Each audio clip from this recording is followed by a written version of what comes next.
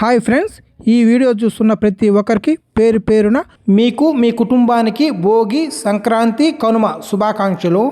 మీకోసం స్పెషల్గా ఈరోజు గుంటూరు చికెన్ పకోడా రెడీ చూసేద్దాం రండి ఫ్రెండ్స్. ముందుగా హాఫ్ కేజీ చికెన్ నీట్గా కడిగి ఒక బౌల్లో వేసుకోండి. కొద్దిగా సాల్ట్, 2 పీసులు వెండి మిరపకాయలు వేసుకోవాలి. కొద్దిగా చిల్లీ పౌడర్, కొద్దిగా కొరియాండర్ పౌడర్, అల్లం, తెల్లగడ్డ, గ్రీన్ చిల్లీ, ఎండుమిరపకాయలు పేస్ట్ కొట్టాను. ఇది ఒక స్పూన్ వేసుకోవాలి. ఈ పేస్ట్ వల్ల స్పైసీ బాగా వస్తుంది, టేస్ట్ కూడా చాలా బాగుంటుంది. పకోడాలో ఒక కోడిగుడ్డు వేసుకోవాలి.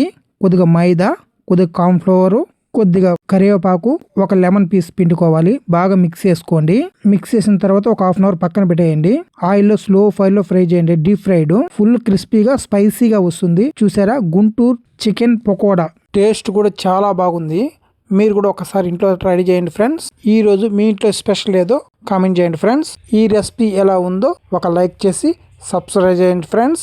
మరొకసారి పేరు పేరున happy Bhogi, Sankranti, Kanuma friends. Bye friends.